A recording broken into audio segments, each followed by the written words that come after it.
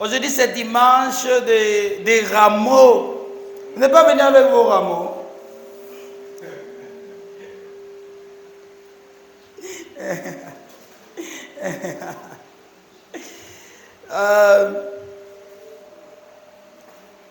Quelqu'un a reçu quelque chose aujourd'hui. Il dit que quelqu'un a reçu quelque chose aujourd'hui.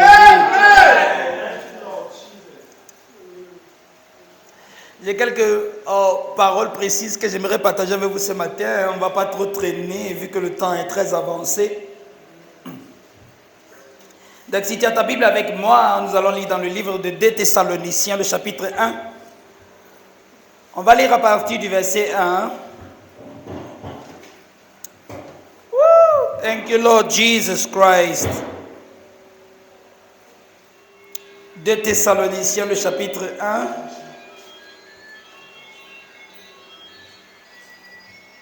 À partir du verset 1. Est-ce que quelqu'un a sa Bible avec lui? Le livre des Thessaloniciens est un très bon épître que l'apôtre Paul a rédigé. Voilà. Paul, Sylvain. Vous connaissez Sylvain? Sylvain, c'est celui qu'on appelle dans le livre des Actes des Apôtres Silas. Vous entendez souvent Paul et Silas. C'est lui Sylvain. Et Timothée, le protégé de l'apôtre Paul, à l'église des Thessaloniciens, qui est en Dieu notre Père et en Jésus-Christ le Seigneur. Donc l'église de Jésus-Christ est en Jésus-Christ. Amen. Verset 2. Que la grâce et la paix vous soient données de la part de Dieu notre Père et du Seigneur Jésus-Christ. C'est 3. Nous devons à votre sujet, frères, rendre continuellement grâce à Dieu, comme cela est juste, parce que votre foi fait de grands progrès, et que la charité de chacun d'entre vous tous, que la charité de chacun de vous tous à l'égard des autres augmente de plus en plus. 4. Aussi nous glorifions-nous de vous dans les églises de Dieu à cause de votre persévérance et votre foi au milieu de toutes les persécutions et les tribulations que vous avez à supporter. Quelqu'un dit Amen. Amen. Il lit un peu comme de l'autre côté. Il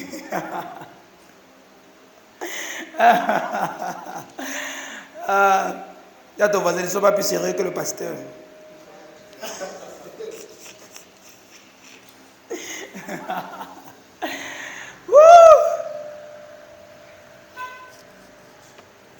L'évangile, c'est la bonne nouvelle de la grâce de Dieu. Amen. Et toute bonne nouvelle est toujours annoncée avec le caractère qui constitue la bonne nouvelle en elle-même, à savoir la joie. Amen.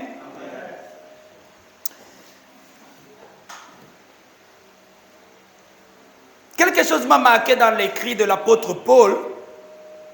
Revenons au verset 3. Ni l'écho. Au verset 3, l'apôtre Paul dit, nous devons à votre sujet, frères, rendre continuellement grâce à Dieu, comme cela est juste. Pourquoi? Parce que votre foi fait de grands progrès et que la charité de chacun de vous tous à l'égard des autres augmente de plus en plus.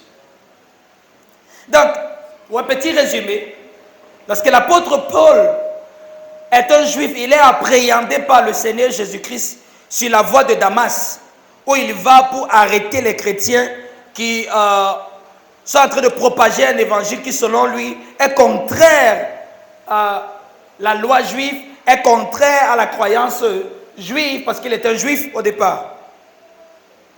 Lorsqu'il est appréhendé par le Seigneur Jésus-Christ, il comprend qui le Seigneur Jésus-Christ est, il croit et il est pris à part par le Seigneur Jésus-Christ, il est formé et désormais envoyé comme un apôtre pour prêcher l'évangile du Seigneur Jésus-Christ aux païens.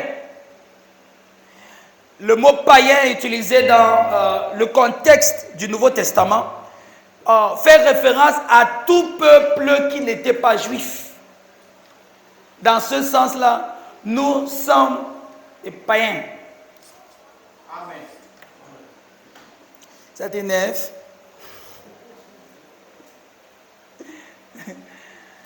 Donc, il est envoyé vers les païens et il va commencer son premier voyage missionnaire, le Acte chapitre 13. Et à son deuxième voyage, il va dans une ville qu'on appelle Thessalonique, après avoir parcouru plusieurs. Et dans la ville de Thessalonique, il a rencontré des personnes qui ont accepté l'évangile. Mais très tôt, la persécution s'est levée dans la ville de Thessalonique. Et lorsque la persécution s'est levée dans la ville de Thessalonique, l'apôtre Paul n'est pas resté à Thessalonique plus d'1 mois. Il a fallu qu'il parte rapidement de là, vu qu'on cherchait à le faire mourir. Et à cause de sa présence là-bas, Jason qui avait reçu Paul, a été arrêté. Et ils ont donc pris une caution sur Jason pour se rassurer que Paul ne revienne pas à Thessalonique. En 1 mois, son évangile, ou l'évangile qu'il a été envoyé proclamer et prêché par le Seigneur Jésus-Christ, a eu tellement d'impact qu'on ne voulait pas qu'un tel homme reste dans la ville. Parce que son évangile renversait l'ordre des choses. Néanmoins, 1 mois que l'apôtre Paul est resté à Thessalonique, les Thessaloniciens ont tellement reçu l'évangile que lorsque l'apôtre Paul écrit son premier épître, il dit que vous êtes devenus des mimétès de Christ. Donc, leur ouverture à l'évangile de Jésus-Christ a permis à ce qu'en 1 mois, Paul puisse constater la transformation de leur vie. Donc, lorsque l'apôtre Paul écrit son deuxième épître, c'est bon. Lorsque l'apôtre Paul écrit son deuxième épître, il fait une remarque très intéressante. Il dit qu'il rend grâce à Dieu parce que leur foi fait de grands progrès. Ça m'a amené à me poser quelques questions. En anglais, il dit, let's read it in English. We are bound to thank God always for you, brethren, as it is meet, because your faith groweth exceedingly. Le mot groweth exceedingly is hyperoxano. Hyperoxano qui veut dire de croître au-delà du degré ordinaire, de croître au-delà du degré naturel, de croître à une vitesse au-delà de l'ordinaire, de croître à une vitesse au-delà du naturel. Donc voici l'une des rares églises où Paul a prêché pendant 1 mois et que la croissance a été exponentielle. C'est pour ça que je vous dis, nous avons beaucoup à apprendre des Thessaloniciens. Et si nous sommes sages, recevons la sagesse des Thessaloniciens. Pour être sage, il faut marcher avec les sages, c'est ce qu'on dit. Donc, on peut expérimenter une transformation exponentielle. On peut expérimenter le changement exponentiel si on suit le conseil des Thessaloniciens. C'est pour ça que je suis allé fouiller dans le livre. Qu'est-ce qu'ils ont fait? Quelle était leur attitude? Comment est-ce qu'ils faisaient? Pourquoi est-ce qu'en 1 mois, Paul parle de leur foi comme une foi qui grandit de façon excédentaire, qui grandit au-delà du degré naturel, au-delà de la vitesse normale? Leur foi m'intéresse beaucoup. Je suis très intéressé par la foi des Thessaloniciens. Paul ne dit pas la même chose de l'église des Corinthiens. Bien qu'à l'église des Corinthiens, on avait la manifestation des dons spirituels en désordre. Mais ça ne symbolisait pas leur croissance spirituelle.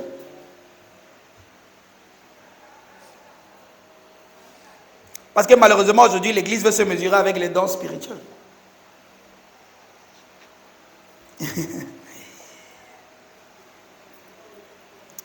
Donc, nous comprenons que la foi est censée faire des progrès. La foi est censée grandir. Nous sommes appelés à grandir, ou bien nous sommes appelés à grandir dans la foi du Fils de Dieu. Paul est celui que Dieu a envoyé pour fonder et établir l'Église dans la foi du Fils de Dieu. Car c'est à lui qu'a été révélé le mystère, gardé secret depuis la fondation du monde, avant la fondation du monde, et qui a désormais, au travers de son ministère, été révélé à l'Église et aux hommes. On va lire un autre texte pour comprendre ce que je viens de dire.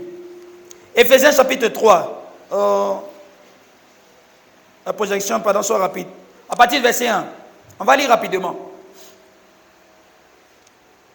Donc, il y a la foi du Fils de Dieu que nous sommes censés connaître, dans laquelle nous sommes censés grandir.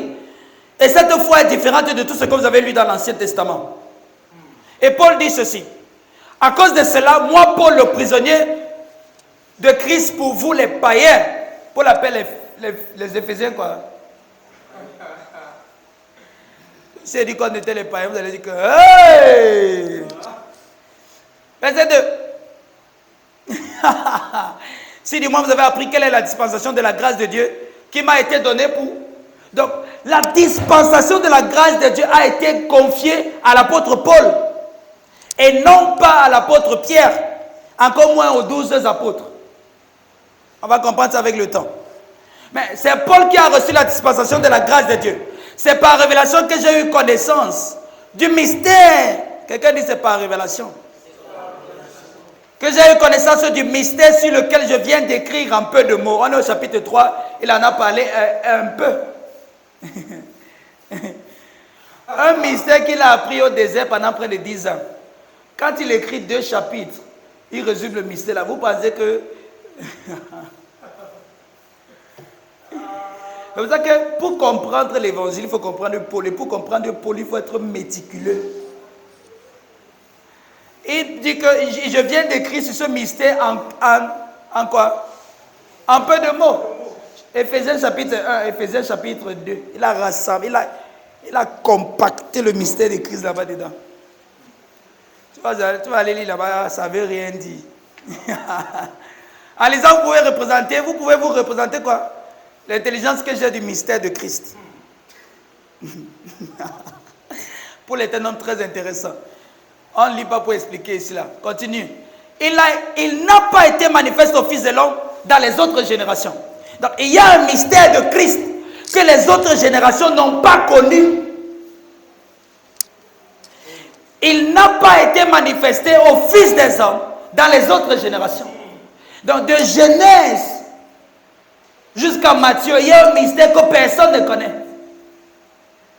Parce que comme les gens aiment toujours prendre pour référence Abraham, Moïse et Élie et Élisée. Et il y a un mystère que tous ces gens n'ont pas connu, qui ne leur a pas été révélé. Comme il a été révélé maintenant, quelqu'un dit maintenant, par l'Esprit aux 16 apôtres et prophètes de Christ. 6. Ce mystère, c'est que les païens sont quoi? Co-héritiers, forment un même corps et participent à la même promesse en Jésus-Christ par 7. dont j'ai été fait ministre selon le don de la grâce de Dieu qui m'a été accordé par l'efficacité de sa puissance. Donc, Paul a été fait ministre de la dispensation de la grâce de Dieu. C'est lui qui a reçu le mandat, l'autorité de Dieu pour prêcher le mystère. C'est lui qui a reçu l'autorité de Dieu pour annoncer, pour établir, pour fonder et établir l'Église dans la foi du Fils de Dieu. Ok? Colossiens chapitre 1.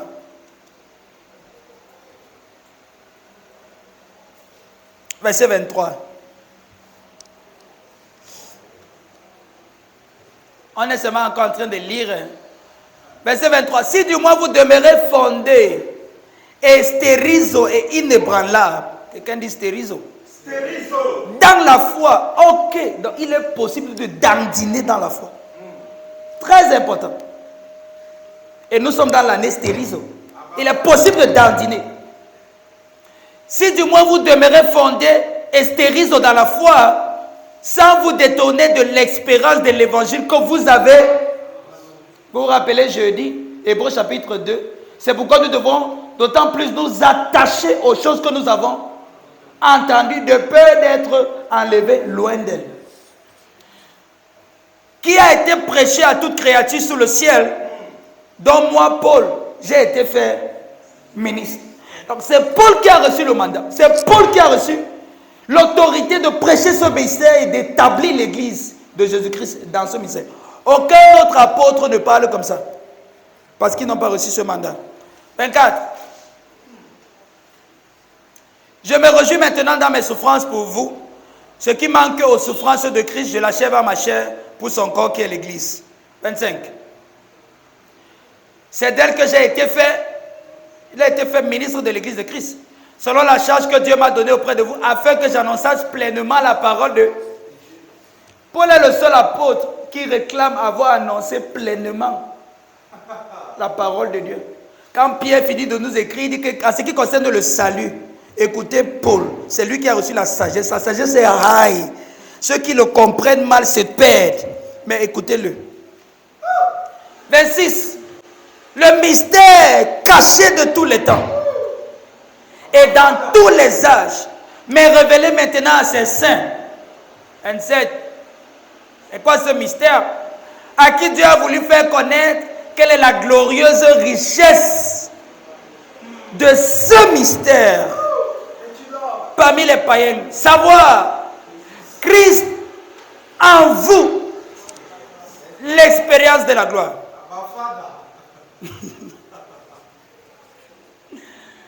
Christ en vous, l'expérience de la gloire. 28.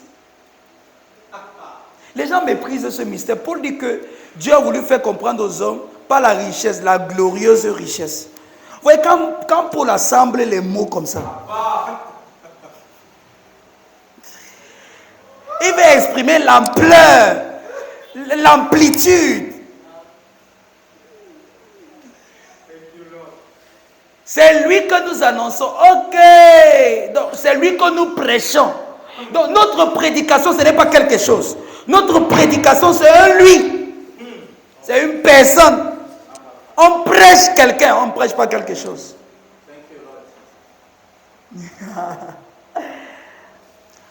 La prédication de l'évangile, ce n'est pas ce que tu es censé faire. La prédication de l'évangile, ce n'est pas que arrête de faire ce que tu faisais. La prédication de l'évangile, c'est l'exposition de la personne de Jésus-Christ et de son œuvre accomplie. C'est lui que nous annonçons. C'est lui que nous prêchons, exhortant tout homme et instruisant tout homme en toute sagesse, afin de présenter à Dieu tout homme devenu parfait en Christ. Romains chapitre 16, verset 24. On a encore ça. Ok. Gaius, mon hôte, et celui à toute l'église, vous saluera le trésorier. Et après le verset 24. There's no verse 24. There's no 24. It's okay. It's okay. Oh, allons rapidement. À celui qui peut vous affermir. Paul est en train de conclure son épître. Il a fini d'écrire l'épître. Il est en train de conclure avec ces quelques mots. Il dit, à celui qui peut vous affermir selon mon évangile. Paul appelle l'évangile son évangile. Il a compris que c'est à lui qu'a été confié le mystère. Selon mon évangile. Et la prédication de Jésus-Christ, virgule, quelqu'un dit virgule. Conformément à la révélation du mystère. Donc, il y a une prédication de Jésus-Christ qui n'est pas conformément à la révélation du mystère. Tout le monde peut prêcher Jésus-Christ. En fait, dans la plupart des endroits où tu iras, les gens vont dire que ce qu'ils sont en train de prêcher, c'est la prédication de Jésus-Christ. Mais Paul dit que Dieu a la capacité, Dieu est capable, Dieu peut nous affermir, Dieu peut nous stériliser selon son évangile. Son évangile, c'est la prédication de Jésus-Christ. Ce n'est pas simplement la prédication de Jésus-Christ, c'est la prédication de Jésus-Christ conformément à la révélation du mystère caché pendant des siècles.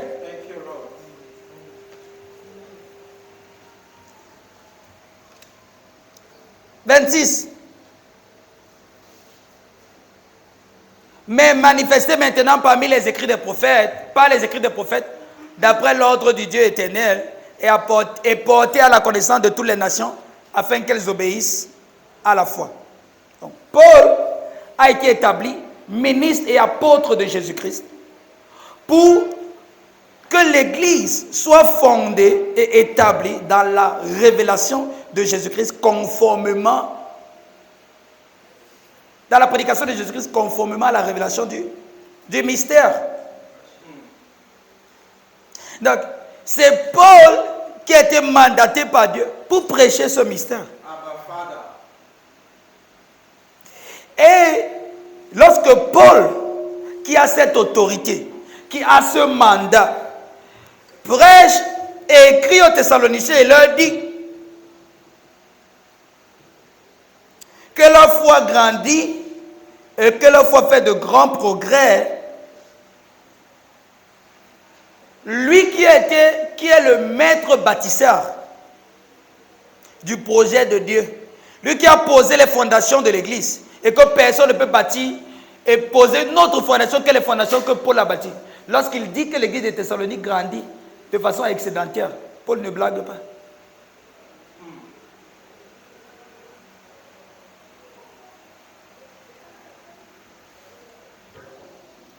Donc, quand tu comprends l'autorité que Paul a, quand tu comprends la place qu'il a dans l'Église, et que tu le vois apprécier l'Église de Thessalonique comme ça, si on est sage, qu'est-ce qu'on va faire? On va l'apprendre les Thessaloniciens. Au lieu d'inventer pour nous. Nous serons sages si nous allons comprendre la sagesse que les Thessaloniciens ont appliquée pour avoir une telle croissance dans la foi. Au point où Paul appelle leur foi une foi qui fait de grands progrès. Le français ne donne pas ça bien. A faith that groweth exceedingly.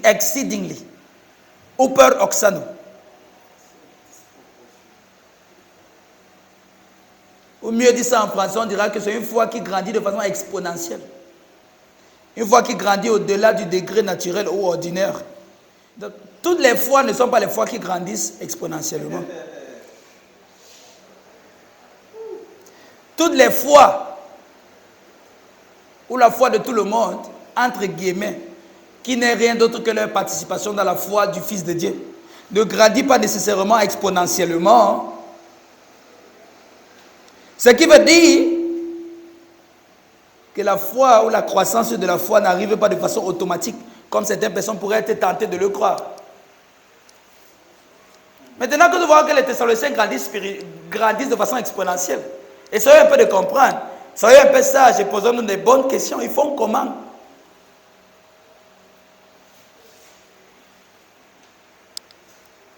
Tout d'abord, sortons du mythe et de l'illusion d'une foi qui grandit de façon automatique. La foi ne grandit pas automatiquement. La foi ne grandit pas parce que tu viens à l'église chaque jour. C'est une bonne étape, c'est un bon détail, mais pas nécessairement ça. Donc, si la foi grandissait de façon automatique, Paul n'allait pas faire une telle déclaration vis-à-vis des Thessaloniciens, puisqu'il saurait que c'est ce qui se passe partout, dans toutes les églises qu'il a implantées. Donc la foi peut grandir aussi lentement. Hello? S'il y a une foi qui peut grandir exponentiellement, ça veut dire que ça peut arriver que la foi grandisse lentement, normalement, ou plus rapidement. Et il faut aussi dire qu'il y en a qui ne grandissent pas du tout.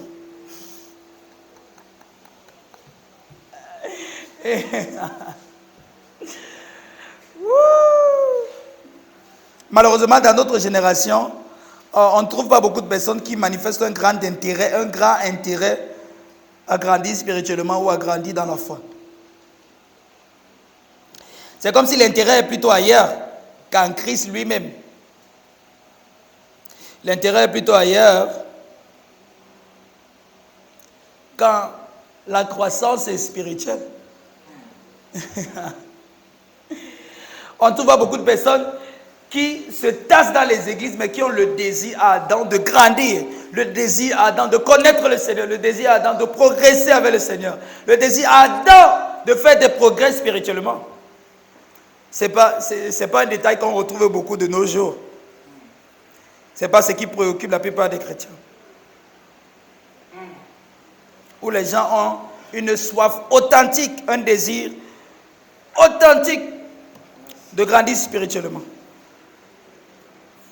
Donc je pense que ce serait une bonne opportunité d'examiner l'état de notre cœur et de vérifier quelles sont nos véritables poursuites, ce après quoi nous courons vraiment dans cette vie. Nous bousculons chaque jour, nous nous levons chaque jour, nous faisons des efforts chaque jour dans un domaine ou dans l'autre que nous voulons voir progresser, nous voulons voir avancer. Et parfois c'est même ça qu'on vient demander au Seigneur, parce que vraiment Seigneur, il faut que l'affaire s'y avance, il faut que ma société avance, il faut que mes études avancent, il faut que mes projets avancent, je dois devenir riche, je dois construire ma maison, je dois me marier, je dois faire mes enfants, je dois devenir populaire. On pousse, on bouscule, ce qui est normal, parce que nous avons des responsabilités. Et vis-à-vis de cela, nous ne nous comportons pas de la même façon avec notre foi. Mais nous appliquons une certaine discipline qui nous contraint à progresser et à faire un pas au quotidien. Mais on se dit souvent que notre croissance spirituelle va se produire automatiquement, alors que dans les autres domaines, on bouscule, on pousse on se donne des principes, on fait des exercices, on se donne des lois qu'on doit respecter, qu'on doit suivre chaque jour. On bouscule pour ces choses-là, pour les voir avancer. Mais on ne se pose jamais la question de savoir qu'en est-il de la foi, de notre marche avec le Seigneur, de notre progression dans la vie de chrétien que nous avons, dans la foi de Christ que nous professons.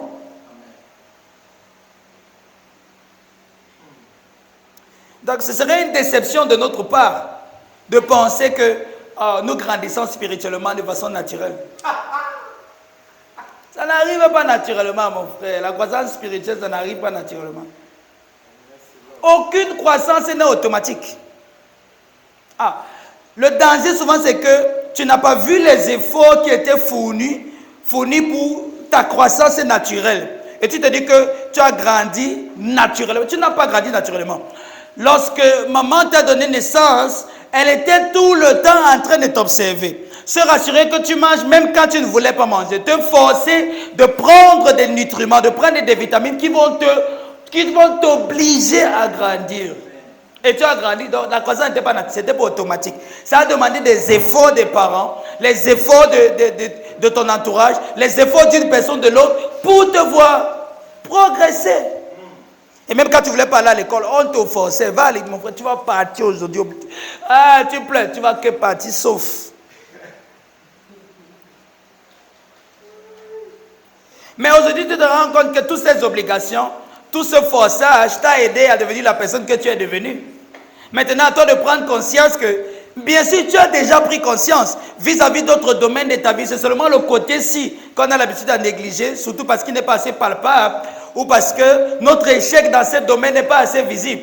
J'ai souvent aimé cette illustration. Si on va à l'école, à la fin de l'année, on sait que les notes seront affichées au babillard. Si tu as échoué, tout le monde doit savoir. Du coup, tu te bats, il ne faut pas que ton nom soit parmi les échoués. Mais comme à l'église, il n'y a pas un babillard, personne ne va afficher là-haut, tel frère a échoué spirituellement l'année-ci, tel frère n'a pas échoué spirituellement l'année-ci. Personne ne se préoccupe, oh là là, vraiment, tout va bien. Comment va la foi, mon frère, au Seigneur? Le Seigneur est fidèle. Le Seigneur est fidèle par la grâce de Dieu. Comme les chrétiens disent, le Seigneur est fidèle. Qu'est-ce que ça veut dire, le Seigneur est fidèle? Le Seigneur est fidèle, mon frère. Il nous garde, il veille sur nous chaque jour. N'est-ce pas? Si on vit, c'est parce qu'on a la foi. Est-ce que quelqu'un peut vivre sans la foi? Comme quelqu'un m'a dit un jour, personne ne peut vivre sans la foi. Le Seigneur veille sur nous. Donc on a tous la foi.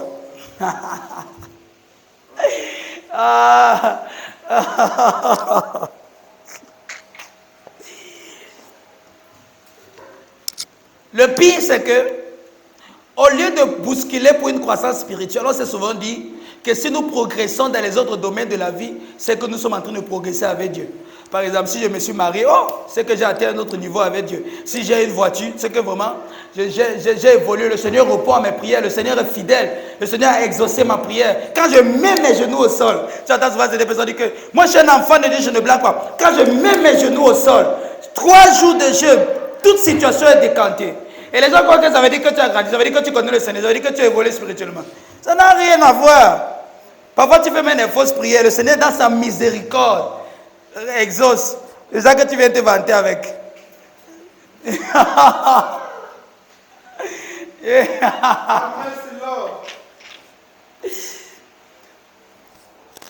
Quelqu'un qui va prier. Seigneur, descends dans ma situation. Descends dans ma situation. Trop, c'est trop dans ma vie. Descends dans ma situation. Manifeste-toi, descends, agis. Manifeste-toi, descends, agis. Et puis la situation a changé. Praise the Lord. Le Seigneur est fidèle, mes frères. Je vais vous encourager à tenir ferme dans la foi. J'ai prié, le Seigneur a exaucé. On commence à voir l'expression qu'on a grandi spirituellement, on connaît. 0. Et notre génération confond la croissance matérielle ou bien financière avec la croissance spirituelle.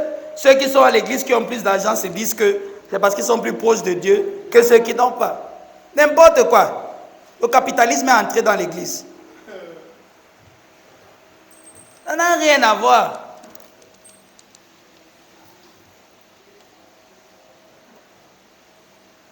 Mais je me posais la question de savoir pourquoi est-ce qu'il y a un intérêt si petit?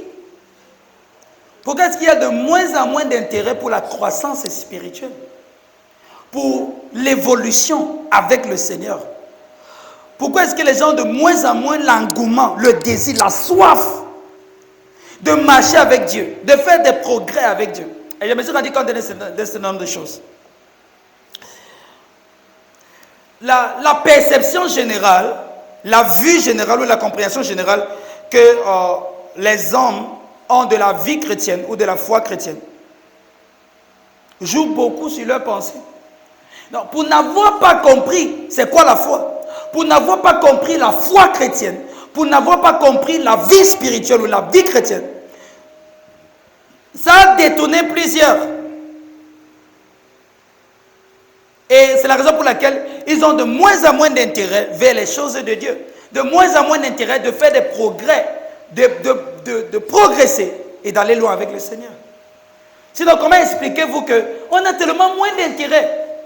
Sinon que la foi en elle-même, les gens ne l'ont pas comprise. Ou la progression spirituelle, les gens ne l'ont pas comprise. Prenez un peu la vue générale.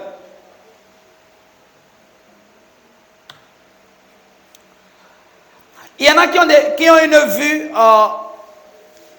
de Dieu comme quelqu'un de passif. Et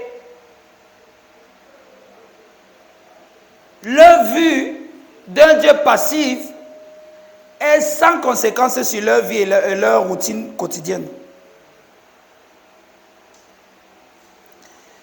Pour certains, Dieu est tellement loin, tellement éloigné, tellement élevé, loin au-delà de toutes les galaxies. Parce que tout le monde sait maintenant que Dieu n'habite pas ici au ciel en haut là. Donc il doit être plus loin que ça. Donc Dieu est tellement loin, c'est un être statique. La seule chose qu'il connaît faire, c'est de manifester sa puissance. Une sorte de force cosmique qui possède tout genre de puissance.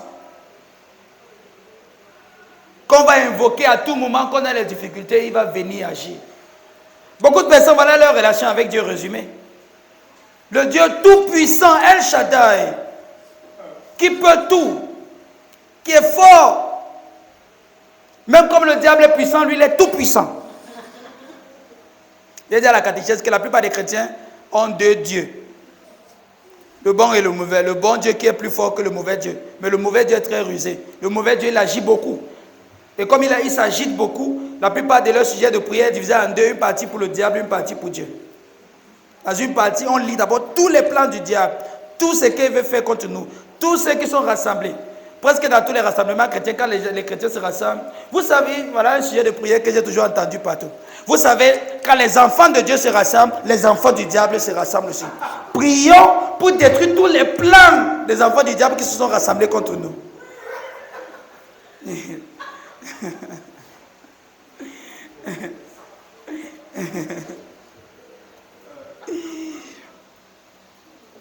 Donc ils ont deux dieux. Il y a le bon Dieu qu'ils n'adorent pas, mais ils doivent tout le temps se rappeler qu'il est là. Donc se méfier de lui. Il y a maintenant le bon Dieu, qu'il n'est pas là, mais quand on se rassemble, il faut prier qu'il descende pour qu'on puisse l'adorer. Donc dans leur tête qui est omniprésent.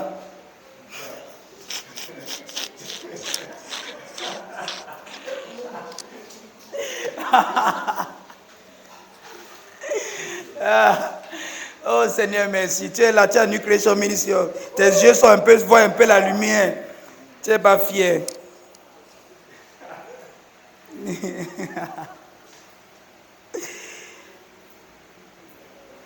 On peut continuer. Donc il y en a qui ont une vue d'un Dieu très éloigné, qui est puissant. Vous voyez? Et il y a les autres qui voient Dieu comme un maître de l'univers, qui a donné ses commandements qu'on doit respecter pour qu'on puisse partir au ciel. Donc on a, particulièrement dans le monde charismatique ou dans le monde pentecôtiste, entre guillemets, on a pratiquement deux extrêmes. On a ceux qui sont là pour manifester la puissance, power, anointing. Il y avait la double portion de l'onction. Pour manifester, pour prophétiser, pour terrasser tous les ennemis de la vie de tous ceux qui viennent dans l'église. Donc quand il vient là, quand tu viens à l'église, le prophète, entre guillemets, monte sur le pupitre. On sent que c'est un général de l'armée de Dieu qui est descendu. Tous les ennemis de ta vie aujourd'hui. Il a dit tous les ennemis de ta vie aujourd'hui. Par la puissance de l'onction.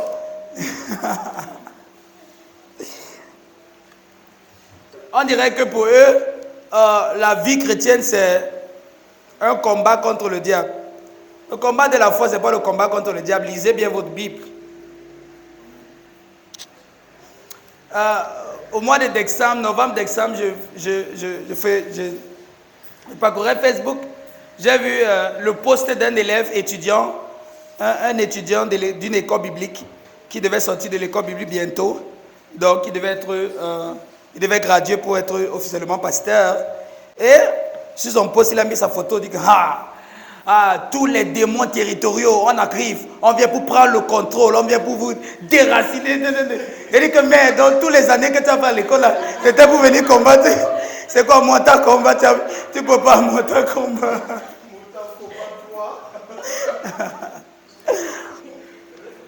Et on a l'autre extrême. L'autre extrême, c'est ceux qui voient Dieu comme un grand maître qui nous a envoyés sur la terre. C'est pour ça que je vous dis toujours que ce que vous pensez de Dieu, ce que vous croyez de Dieu, c'est très important. Ça aura des répercussions directes sur votre vie. C'est pour ça que l'évangile, lorsque Jésus-Christ vient, il nous présente la véritable image de Dieu pour que l'homme puisse enfin voir Dieu tel qu'il est. En l'absence de cela, l'homme marche dans les ténèbres, l'homme marche dans son imagination, dans son invention de qui Dieu est. Et ce sera toujours une idole qui sera en train d'adorer. Et l'homme devient ce qu'il adore. Dans l'image que tu as de Dieu, c'est important. Donc dans l'autre extrême, on a ceux qui voient Dieu comme un maître, un grand maître, et ils voient la relation de Dieu et de ses enfants comme la relation d'un maître avec ses esclaves. Un maître avec ses esclaves ou un maître avec ses serviteurs. Et donc, pour eux, la marche chrétienne revient donc à suivre les 10 commandements pour qu'à la fin, Dieu puisse nous laisser entrer dans son ciel. Donc, pendant que d'un autre côté, on a une génération qui est en train de dire la puissance, la puissance, la puissance, comme ce sujet attendait, puissance sur les puissances, puissance sur les puissances. Et d'un autre côté, on a l'autre extrême, les autres qui ne sont pas trop puissance, mais qui sont, on doit marcher, on doit suivre les commandements de Dieu. On doit marcher dans la sanctification, on doit marcher dans la sainteté. Parce que n'importe quel moment Jésus va revenir, il faut que quand il revienne, on soit propre pour partir au ciel. Et des deux côtés, on loupe ce que Jésus-Christ est venu faire sur la terre. Parce que lorsque le Seigneur Jésus-Christ vient sur la terre, il ne vient pas pour faire une démonstration de la puissance de Dieu. Il ne vient pas pour nous rendre puissants, pour terrasser le diable. Notre combat, ce n'est pas contre le diable. Il ne vient pas pour nous rendre puissants, pour terrasser le diable. Il ne vient pas non plus pour nous dire de suivre ces 10 commandements, pour qu'à la fin, on puisse partir au ciel. Vous allez rarement trouver dans les paroles de Jésus, là où il a promis les gens que si vous me suivez, vous allez partir au ciel. Je n'ai pas trouvé. Si vous trouvez, vous me dites. Donc, dans ces deux extrêmes-là, on manque ce que Jésus-Christ est venu faire sur la terre. Lorsque l'homme, c'est pour ça qu'il dit que la foi chrétienne elle-même, ils ne l'ont pas comprise. Lorsque l'homme qui a été créé à l'image de Dieu pour partager la vie de Dieu, pour partager la vie divine, pour être inclus dans le cercle de la Trinité, lorsqu'il ignore Dieu et lorsqu'il reçoit le principe du bien ou du mal, de la connaissance du bien et du mal, comme étant sa vie, il est détérioré dans son humanité. Il apprend de lui ce qu'il n'est pas. Il croit de lui ce qu'il n'est pas. Il se dit de lui ce qu'il n'est pas. Ça divise son être. La mort pénètre au milieu. Et l'homme va maintenant vivre une vie qui tend vers la mort dès qu'elle a commencé. Donc, le Fils de Dieu, par qui Dieu a créé tout le monde, qui est la véritable destinée de l'humanité. Donc, l'homme a été créé pour être le Fils de Dieu. L'homme a été créé pour être inclus dans la vie trinitaire de Père, Fils, Saint-Esprit. L'homme a été créé pour avoir Dieu comme sa vie. Lorsque l'homme perd dans ce privilège d'avoir été créé par Dieu, par l'amour de Dieu, pour partager tout l'amour que Dieu est, le Fils de Dieu est l'envoyé de la Trinité pour ramener l'homme à la maison. Pour nous ramener dans le cercle de la Trinité. Pour nous ramener là où nous avons toujours été.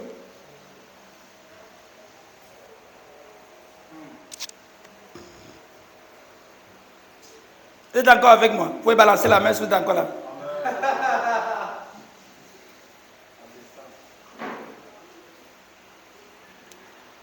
Donc, l'homme désormais est racheté, sauvé. Le mot sauvé, c'est un terme thérapeutique qui veut aussi dire guérir. Guérir de quoi? Amen. Donc, il y a une restauration de l'humanité dans la vie pour laquelle ils étaient destinés. C'est la raison pour laquelle le Fils de Dieu est venu. Que nous puissions enfin vivre la vie de Dieu. Ou bien, ou mieux, la vie que Dieu est. Mais c'est que les hommes n'ont pas compris. Ce qui devait conduire à quoi? À la transformation de notre vie en l'image du Fils de Dieu. Parce que lorsque Jésus-Christ vient, lorsqu'il révèle Dieu, il est aussi l'homme qui connaît Dieu. En tant que l'homme qui connaît Dieu, tel que Adam aurait dû connaître Dieu, il reflète donc la véritable vie que l'homme était appelé à vivre simplement en connaissant Dieu. Et donc lorsque Jésus-Christ révèle Dieu, il révèle aussi la véritable identité de l'homme. Donc il révèle la véritable humanité. Il est le véritable exemple de chacun d'entre nous. Il est la vraie version de ce que nous sommes censés être. Il est la vraie version de nous. C'est pour ça que je dis souvent, le vrai toi, c'est Christ. La vraie version de toi, c'est Christ. Mais jusqu'à présent, tout ce que tu es, c'est ce que tu as appris dans le monde. Tu es la somme totale de tout ce que tu as appris depuis que tu es petit. Tu penserais autrement, tu agirais autrement si tu avais vécu dans un autre endroit, si tu avais appris autre chose. Qu'en est-il si depuis que tu étais petit, on t'avait appris Christ? Tu n'imagines pas la merveille que tu serais à l'heure actuelle. Amen. Donc voilà pourquoi Jésus-Christ est venu. Pour que nous puissions vivre la vie de Dieu. Et Paul, donc, qui a reçu ce message, va partout prêcher cet évangile. Pour que la pensée des hommes, désormais, puisque l'œuvre est déjà accomplie, la pensée des hommes, désormais, puisse racheter, puisse se rattraper dans la connaissance de Dieu. Parce que les hommes ne sont pas informés là-dessus. Les hommes ne savent pas ce qui est vrai. Leur identité leur a été donnée par une société capitaliste. Une société narcissiste. Donc, ils croient d'eux-mêmes ce que les hommes ont formulé pour eux.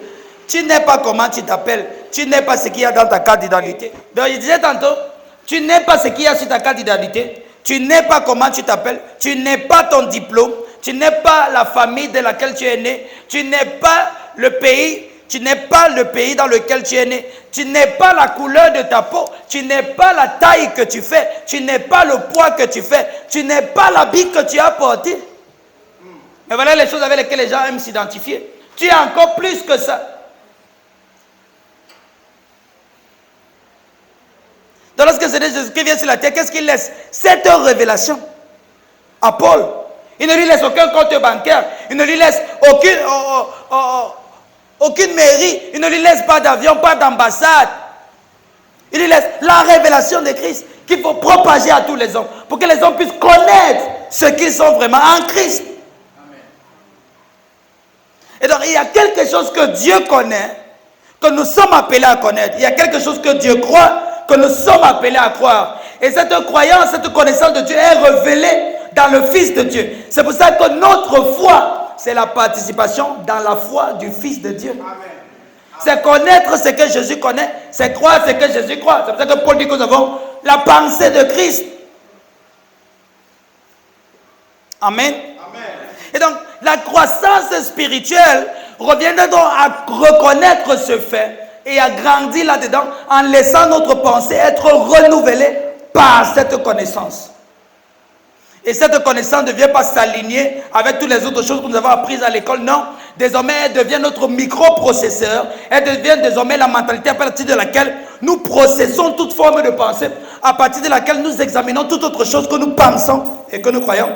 Elle ne vient pas se classer dans notre armoire de connaissances. Non, elle vient pour être l'armoire qui reçoit ou qui rejette toute autre chose qui soit vrai ou faux, conformément à la révélation de Christ. Donc désormais, ce que je pense de moi-même n'est pas nécessairement ce que les gens disent de moi. J'évalue cela en fonction de la lumière que Christ est. Et si ça ne donne pas, je mets de côté. C'est ce que l'apôtre Paul dit lorsqu'il dit que nous n'avons pas reçu un esprit de peur, mais un esprit d'amour, de force et de pensée saine, sound mind. Amen. Quand tu as une pensée saine, tu ne laisses pas, tu as une pensée qui filtre tout ce qui passe dans ta tête comme pensée. Si une pensée te parvient qui n'est pas conforme à la révélation de Jésus-Christ, tu mets la diagonale sur ça, comme Richard dit souvent. Je sens que je ne suis pas sûr que je vais continuer de vivre. Je ne sens pas la vie de Dieu dans mes os. Je ne suis pas sûr que la fesse va marcher. Je sens que la vie de Dieu.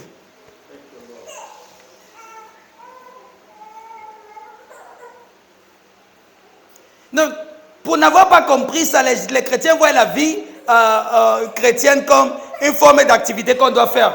C'est pour ça que quand vous voyez la majorité des gens qui vont à l'église le dimanche, dans leur cœur, c'est quelque chose qu'ils vont recevoir. C'est un miracle qui va se produire. Ou bien ils partent par routine. On doit se sanctifier chaque jour en attendant que le Seigneur vienne. Mais cette relation vitale entre eux et Christ qui peut leur permettre de recevoir cette révélation qui va conduire à la transformation de leur être. Il n'y a pas ça dans leur cœur, ça n'existe pas. Raison pour laquelle l'engouement pour la croissance spirituelle, ça n'existe pas. Parce que la foi chrétienne elle-même, ils ne l'ont pas comprise. Mais quand je comprends ça, il y a un feu qui dévore dans mon cœur. Et je prie chaque jour pour être transformé. J'aspire, je lis, j'étudie, je prie pour être transformé parce que je comprends qu'il y a un autre niveau de moi que je ne connais pas. Qu'est-ce que ça te fait de savoir qu'il y a un autre toi bientôt à être révélé et qui ne nécessite que la compréhension de l'évangile de Christ? Il y a un autre toi que tu ne connais pas encore. Parce que la vraie version, la version finale de toi, je vais vous rappeler. Lorsque Jean, l'apôtre Jean, reçoit la révélation de Jésus-Christ, quand il écrit le livre de l'Apocalypse, lorsqu'il est élevé dans l'esprit, il voit son frère avec lequel il était sur la terre. Il le voit, il se courbe pour l'adorer. Il a crié que c'était le Seigneur Jésus-Christ. Son frère se tourne et dit que mon frère, c'est quoi avec toi? Je suis ton frère, lève-toi, voilà le Seigneur là-bas. Mais tu le ressens. Donc quand il a vu la vraie forme de son frère apôtre qui était sur la terre avec lui, il a cru que c'était le Seigneur Jésus. Tu connais ta vraie forme. Tu connais qui tu es. Donc quand le Seigneur Jésus-Christ dit qu'il n'a pas honte de nous appeler frères, il ne blague pas. Il connaît ce qu'il a fait de nous. C'est vrai que nous qui ignorons encore ce qu'il a fait de nous. C'est comme ce que j'ai enseigné mardi à la catéchèse. L'église de nos jours ne se connaît pas encore. Parce que quand elle va se comprendre, elle va connaître l'autorité que Dieu lui a donnée et la place qu'elle a sur le monde. Paul persécute l'église.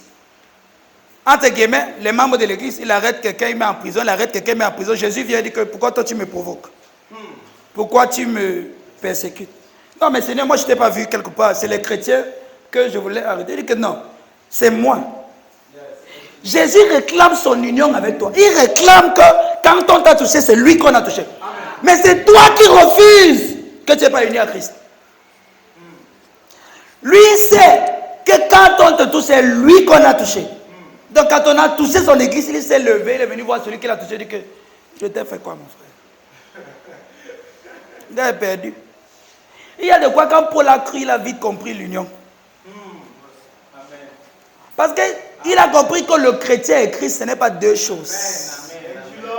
Et lui-même, quand il a écrit aux Corinthiens, qu'est-ce qu'il a dit? Celui qui est uni au Seigneur, c'est un esprit avec lui. On est un avec le Seigneur. Et nous sommes en train de travailler cette unité pour qu'elle devienne visible. Ça veut dire que dans notre croissance, ces réalités qui sont déjà établies dans notre esprit doivent parcourir la plus longue distance qu'on a parcourue sur cette terre. Rattraper la réalité de Dieu dans notre esprit et qu'elle soit manifestée dans notre corps. Voilà la plus longue distance que tu vas parcourir pendant toute ta vie sur terre. Rattraper la réalité qu'il y a dans ton esprit et qu'elle soit réalisée et expérimentée dans ton corps. Parce que l'écart est géant. L'éternité de Dieu est dans ton esprit. L'infinité de Dieu dans ton esprit. L'immortalité de Dieu dans ton esprit. La toute-puissance de Dieu dans ton esprit. L'esprit du Seigneur qui est Dieu lui-même. Avec toi, un même esprit. Mais ton corps est encore limité. Il faut une translation de ça. C'est pour ça que lorsque ceci est accompli dans la résurrection de Jésus-Christ, il est ressuscité d'entre les morts. Il n'est plus comme un autre être humain. Il est désormais un homme qui vit à une autre fréquence dont la mort ne peut pas atteindre. Il est ressuscité pour ne plus mourir. Il y a une différence entre la résurrection de Jésus-Christ et la résurrection de Lazare. Lazare est ressuscité pour mourir encore. Jésus est ressuscité, c'est plus pour mourir. Il y a une autre vie que la mort ne peut pas attraper.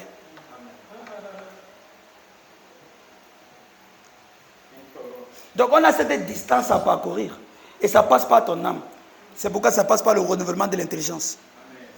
Je vous exhorte donc, frères, par les miséricordes de Dieu, d'offrir vos corps comme un sacrifice agréable au Seigneur, ce qui vous sera de votre part un culte raisonnable. Ne vous conformez pas au siècle présent, mais soyez quoi? Transformés, soyez métamorphos. Métamorphos, c'est changer de forme. Il y a une forme que tu as maintenant, il y a une autre forme que tu n'as pas encore, qui nécessite le renouvellement de l'intelligence. Et lorsque tu reçois cette révélation de Christ, qui change ta perception, il y a une autre forme de vie que tu prends, qui transcende la forme précédente. Est-ce que les chrétiens voient ça? Non. C'est pour ça qu'il n'y a pas d'engouement pour la croissance spirituelle. Mais quand tu as compris ça, mon frère, tu cours vers ça. Tu cours vers... Attends, tu as soif de grandir. J'ai soif de devenir tout ce que Christ a accompli pour moi. J'ai soif de le devenir. J'ai soif de grandir. Parce que j'ai compris qu'il y a une forme supérieure que celle que j'ai maintenant. Si je ne deviens pas un mystique dans la vie, j'aurais échoué. Je vous dis. Soif de grandir. De le connaître. Pour dire que j'ai tellement envie de le connaître. Jusqu'à connaître ses souffrances et connaître la résurrection d'entre les morts. Paul qui nous a écrit ça. Paul qui a vu le Seigneur. Paul qui a été formé par le Seigneur dans le désert pendant près de 10 ans. Non, 3 ans et demi, il retourne à Tars. Il reste méditer sur les choses pendant près de 10 ans. 20 ans, près de 20 ans, après qu'il a eu sa rencontre avec le Seigneur, il écrit aux Philippiens, il dit que, car je considère toute autre chose comme de la boue, contre l'excellence de la connaissance de Christ. Si je veux le connaître ses souffrances, et connaître même la résurrection d'entre les morts. La connaissance dont il passe, ce n'est pas une connaissance mentale, c'est une connaissance expérimentale. Je vais l'expérimenter. Je vais expérimenter ce que Christ est, jusqu'à expérimenter ce que c'est la résurrection d'entre les morts. Quand on a compris ça, dites-moi quoi, qu'est-ce qu'on peut poursuivre dans la vie, ce qui ne suit pas ça? Donc, pour n'avoir pas compris la foi chrétienne, les gens n'ont pas d'engouement. Mais quand tu comprends ça, tu as soif. Je veux grandir. Je veux le connaître. Je suis sûr que ce sera plus facile de réussir en vivant pleinement notre union avec Dieu. Pleinement. Amen. Tu sauras quoi faire. Tu sauras où partir. Tu sauras à qui t'adresser. Tu sauras à quelle porte toquer. Parce qu'une voix, la voix du Seigneur, t'aura dit, va comme ça. Et c'est trop facile.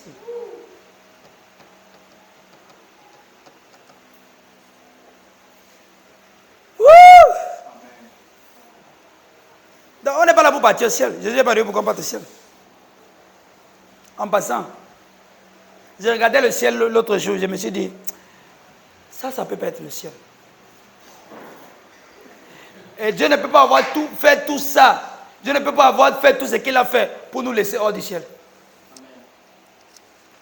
Et Paul dit que il nous a élevés, il nous a fait asseoir avec Christ dans les lieux célestes. Mais le problème, c'est qu'on ne connaît pas là où on est. L'homme est multidimensionnel. Mais on n'a pas appris à vivre de l'autre côté. C'est pour ça qu'il faut qu'on grandisse. C'est pour ça qu'il faut qu'on grandisse spirituellement. Il n'y a pas de grandir de je ne fais plus ci, je ne fais plus ça. Ça, c'est bien. Mais on a plus loin à partir que ça. Si j'ai encore là-bas, fais vite. On a plus loin à partir que ça. J'ai encore là-bas, il faut vite faire.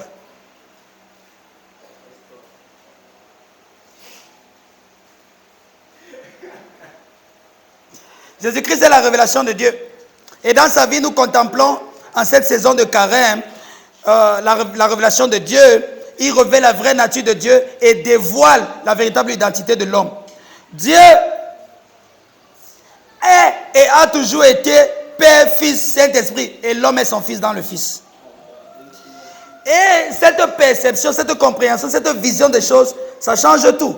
Ça change tout pour l'humanité. S'ils peuvent parvenir à la connaissance et à la compréhension de cette révélation, il n'y a pas de menace pour l'enfer.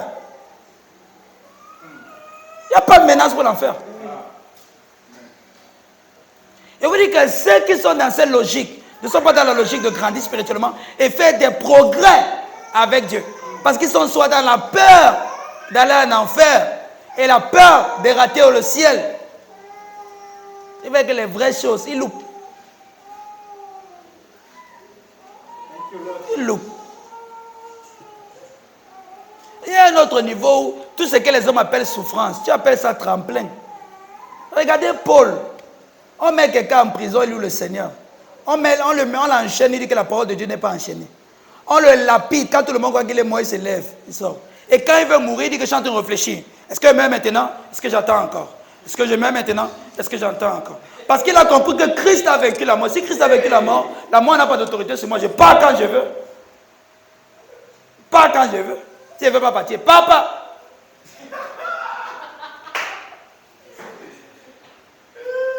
C'est quoi l'autorité sur la mort si on ne peut pas partir quand on veut?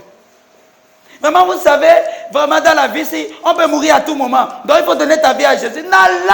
On ne peut pas mourir à tout moment. Il y a les gens qui ne meurent pas n'importe comment. Il y a les gens qui ne meurent pas n'importe comment. On peut mourir n'importe comment. Quand je voyage, tous ceux qui sont dans la voiture sont protégés. Leur bénédiction de passer dans la voiture. Parce qu'il y a les gens qui ne peuvent pas mourir n'importe comment. Non, on peut mourir, on ne sait jamais. On sait. Quand Dieu t'a envoyé quelque part, que tu n'as pas fini de faire ce qu'il t'a envoyé, toi-même tu sais que il est obligé de te protéger. Quand tu n'es pas en mission, quand tu as envie d'aller, c'est quand tu as envie de pas nulle part. Tu ne sais pas là où tu pars, tu ne sais pas pourquoi tu existes. Tu vis aussi comme ça au jour le jour. C'est les gens là qui peuvent partir n'importe comment. Mais quand tu es en mission, toi-même tu sais. Lorsqu'un homme porte un mandat, lorsqu'un homme porte une mission, il y a une commission à côté de lui pour le garder. On protège le président de la République. C'est pas parce que c'est un homme différent de nous. C'est que c'est maintenant un homme sur qui repose un mandat. C'est un homme sur qui repose une autorité. C'est un homme sur qui repose l'administration de tout un pays. Tout le monde est obligé de protéger. Tout le monde peut mourir sauf lui. Donc quand on commence à tirer, on le protège d'abord. Pourquoi? Parce que sa vie, si elle descend là, il y a beaucoup de choses qui vont très mal se passer. Donc en attendant, beaucoup de choses reposent sur lui. Donc que les autres meurent, pas de problème, sauf lui. Ok? Le jour où il quitte son mandat, il peut mourir, il n'y a pas de problème. Ça ne va pas ébranler la nation. Quand il y a quelqu'un au pouvoir. Mais quand il est encore en fonction, il faut qu'il soit protégé pour que la nation reste équilibrée. Donc quand tu as compris ça et que Paul te dit que tu as été fait un ambassadeur de Christ, c'est parce que tu refuses encore ton ambassade. Tu veux encore t'identifier au pays dans lequel on t'a envoyé. Alors que ton identité vient du pays duquel tu as été envoyé. Et quand tu as compris ça, tu vis avec la protection de la commission de ton pays. Et tu sais que rien ne peut t'arriver. Amen. Donc on ne peut pas mourir n'importe comment. C'est de ça qu'il s'agit. Il a dit quoi? Quand tu sais que tu n'es pas en danger, parce que tu es protégé.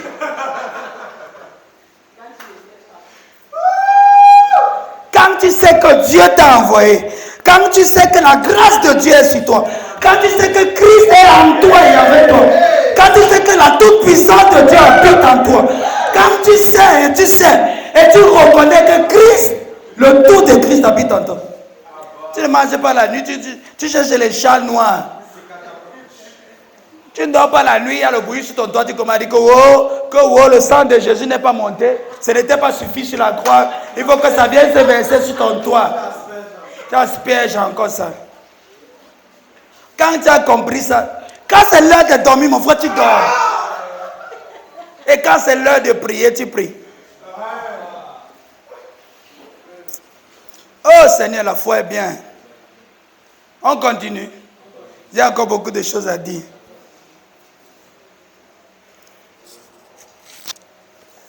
Nous avons été envoyés. Nous ne sommes pas simplement venus. Nous avons été envoyés. Nous sommes les ambassadeurs de Christ. Et nous avons le privilège ce matin. Nous allons prendre la Sainte Seine. Le corps du Seigneur. Notre participation dans la vie divine. Quand tu peux te mettre debout, tu rends grâce à Dieu. L'enseignement n'est pas fini. Il y avait encore beaucoup de choses à enseigner. On va continuer la semaine prochaine.